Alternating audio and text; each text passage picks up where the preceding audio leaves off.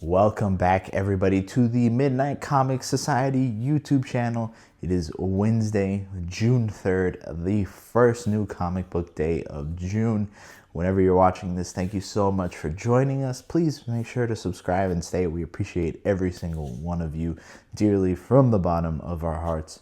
But like I said, first new comic book day of June, we got Moon Knight, the return of Achilles Fairchild, which is super, super exciting for us here at MCS. We got Fantastic Four, Spider-Man, Batman, the ending of two mutant miniseries with Cyclops and Rogue, the continuation of Storm. What else? Absolute Green Lantern. Again, it is beginning to look like an absolute stacked week, and I, for one, cannot wait. Now, before we go and head over to the comic book shops and spend all of our money, let's talk about the picks of last week, in particular, the overall pick of the week and the artist of the week, which Lou will be hitting you with. But before I announce the pick of the week, I want to give two quick honorable mentions. The first being The Flash by Ryan North. Overall, top to bottom, this book was really, really good. I loved every second of it. I caught up with The Flash on DC Infinite, in particular, like issue 31 and 32, since it was a good jumping on point, and I liked the story that they were going with, where Wally is running himself ragged, pun intended, trying to save everybody from being paid to cause bodily harm to themselves, and for him to save them. And we see the conclusion to that in here. We see the plan finally get unraveled, and we also see the Flash get an upgrade to his powers in a way, which I also thought was very cool. So Ryan North, overall, I think is killing it with this book, and he's also killing it with the second honorable mention of this week, which is Doom Quest. So Doom Quest over at Marvel, this, any other week, pick of the week. Easy pick of the week. 5 out of 5 stars. Top to bottom, like I said, amazing. Art, amazing. Story, amazing. The premise of this, if you don't know, is Doctor Doom trying to find a new way to time travel to make Latveria a new world power, and thus for himself a new world power. It's a very good premise. The twists and turns that it takes in here is really good. Some expected, some very, very unexpected, leaving us with more questions than answers. But this is going to be fun. I think this is like a 10-issue limited series, I believe. So I'm very, very excited. And on top of that, we get some awesome Alex Ross covers for the main cover. I'll take that any day of the week. And like I said, any other week, this would have been pick of the week. But my bias got to me. I know what you're saying, and I'm sorry, but my bias got to me. And if you saw last week's vlog, you know that I read The Sentry, issue number 3. This book stuck with me for a few days after I read it, and it was incredible. It was incredible. This book made me want to cry a little bit, and if you know why, or if you don't want to hear why in specific, spoiler alert, but we did see the death of Sentry's dog, Watchdog, and it was every bit as sad as you can think. The way that Paul Jenkins continues to characterize Sentry and Bob Reynolds in this entire run is amazing. The fact that he could save his dog, but not wanting to or not doing it because he knows and understands that if he does, who knows what will happen to someone else out there. It's incredible. It is truly, truly incredible. I am so sad that this is only going to be one more issue long. I feel like they still have a lot to wrap up, but I'm very confident that they're going to do it in a way that just makes sense and feels really, really good. But yeah, Sentry issue number 3 is definitely the pick of this week. To predict my pick of the week for this week, I'm going to have to go with Moon Knight. I'm very, very excited for Moon Knight, and every other issue has been absolutely amazing, a banger every single time. But now let's hit Lou and see what his artist of the week is. So needless to say, this past week has been very divisive for a lot of people, very uncomfortable for a lot of people, raised a lot of awareness for people, continued a lot of very important conversations. And this week, I want to talk about my pick of the week, my favorite book that I read from last week. Tons of great things came out this time last week. Tons of great indie books, DC, Marvel, a lot of good stuff. But for me, specifically, the book that I want to call out and highlight and is my pick of the week, Zatanna, issue number 2 by Jamal Campbell. This book has everything that I've wanted in a story. I love the supernatural. I love the mystical. I love the character of Zatanna. I love what Jamal Campbell is doing with this, specifically with, her being the protagonist, and then we have the antagonist with Domain, his crew, DEO. Basically, this is a fantastic story that we have here. But my favorite thing that I want to call out and highlight is just something that made me want to talk to my grandparents, maybe want to talk to the older generations, and just continue conversation outside of the books. And what Jamal Campbell did here by taking Zatanna back to Memphis, in Tennessee, the origin of the blues, the history of rock and roll, and just everything with the characters going on forward there. It just called back a lot of things that were important and I think just historically relevant in so many different ways. And I love that in the story. I love that in just books in general, when you're able to take the conversation and make it bigger than just the book. However, the story itself that's being done here is great. And again, shout out to Jamal Campbell. If you didn't know, now you know. The art, the lettering, the color, the story itself, it's amazing. And I want to support this book, not just because, but this book is genuinely a great book. I'm so happy Jamal Campbell has an ongoing series here with Zatanna. This is a great one. Pick of the week, though, again, Zatanna issue number 2. Loved it.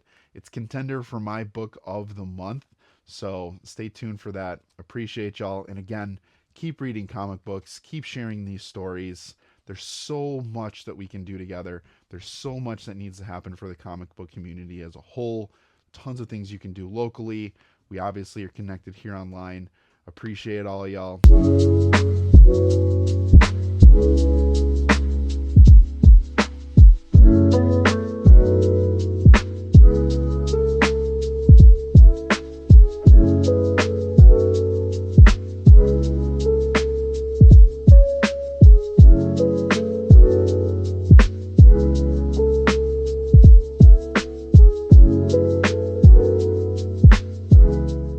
All right, everybody, so after a few hours, we are back home. Time to show off, chill with the comics as well. You can see a nice little stack, nothing too crazy though, because one, next week is going to be incredibly crazy. Next Wednesday, a bunch of stuff is coming out. And also, it's Heroes Con, so I'm okay with this week's stack being a tiny bit smaller. So if you see something that I'm missing, it was intentional. I had to be a little picky and choosy, but a few weeks later, if the books are still there, I'll probably go and get those. But starting off with what was the one thing on my pull list for this week, Mark Spector Moon Knight, issue number 5. Jed MacKay, Pramanik, killing this title. I can't wait. Next up, Wade Wilson, Deadpool, issue number 5. Series has been pretty solid so far. I've been enjoying every minute of it. Benjamin Percy, I think, knows how to write Deadpool really, really well and knows how to make these characters feel very cool too. Next up, Iron Man issue number 6. Again, I think a lot of people are sleeping on this run. Joshua Williamson is doing some really great stuff. Art is strong as well on this one by Cabal, who I think is a guest artist for this issue. But we're seeing the start of a new storyline kind of going up with Iron Man going after Norman Osborn and Spider-Man kind of caught in the middle of all that. Next up is Storm, Earth's Mightiest Mutant, issue number 5. Heard that this one is picking up, so we'll kind of see. I know that in particular, Lou hasn't been a super fan of this story, so if you have a problem with that, go take it up with him. But in all seriousness, it's been a little slow. Like, the first issue started off great. Issue 2 and 3 were a little on the slower side, and it's kind of picking back up. So we'll see what issue 5 does. And then last for the single issues for this week for me is What If Uncanny X-Men. And this is what if Cyclops had stayed with Madeline Pryor. So this is basically her surviving, I think, the Inferno event and what that means and what that could look like. And I like that Marvel's doing these other what ifs as well. I think there's like, what if Thor gets the symbiote suit? What if Captain America lived during like the 2099 era? What if Cassandra Nova killed Charles Xavier? So some really cool what ifs coming up down the pipeline. And then last but not least, I got the Spider-Man Brand New Day. This is like Marvel's version at a compact edition, which I think is really cool, and it collects a lot of stuff. I looked it up a little earlier today, and it's about like almost 400 pages worth of stuff. I think it's like 350 around there. So you get a lot of the Brand New Day story, all for $10. So this is different from the Premiere collection that they do. The Premiere collection being kind of like the red on the bottom with the white background and a picture of the character from the story that are like $16. This really seems like Marvel's trying to compete with DC's compact edition. And just to give you guys a quick comparison, like here is a compact edition, the White Knight that I got last week, and here is this new Spider-Man edition, and you can see they are quite literally the same exact size. So again, definitely seems like Marvel is really trying to answer DC's compact edition, because these have been doing incredibly well for a lot of people, printing out incredibly famous stories and stories that people really like and want to see for $10, no matter the length and size of them, and giving them for that kind of quality. It's a big deal, and I think Marvel is really trying to step their game up when it comes to their trade offerings, because the fact you get things like this, that Charles Soule Daredevil run came out in those 3 like $25 little books. They were like a little bit bigger than the Premiere collections, which I also thought was pretty cool. So again, a great way to get all of these stories. So I think both companies doing a good job on them. I still think DC's killing it overall, just because of how much of a head start they have with the compact editions. But like I said, let's see if Marvel kind of catches up, and I'm going to do a reading on this, and I'll kind of compare the quality of them, and you know, we can talk more about that in another video. But now it's time to go read a comic. Yeah. Wow. Just wow. Jed MacKay, Devmalia Promanik are a match made in heaven. Truly, they are so amazing, and they just play off of each other so well. MacKay's writing is so strong when it comes to making an action comic, but also being able to like continue to expand this side and this world for Moon Knight, and it's so cool. And they do it in ways where even if you haven't read the other runs, you can still enjoy this. I think you can jump into this, just reading Mark Spector Moon Knight, this series in particular, and understanding, the fundamentals and getting the essence of the story. But if you read all the other runs, this hits so much harder. It is so good. Amazing on the writing front, and I don't even want to say a whole lot. So for this issue, to give kind of a non-spoiler kind of spoiler, we see that Moon Knight is in something that resembles the Midnight Mission. We do find out what exactly it is, and it makes a whole lot of sense what it is once we find out what it is. And I like where they're going with it. I really do. The way that Fairchild plays into this is also really good. It's great, honestly. This is this is a 5 out of 5, and it's setting up for the return of the Midnight Suns, which is so exciting, especially for this book, knowing what Jed MacKay can do with that team, but also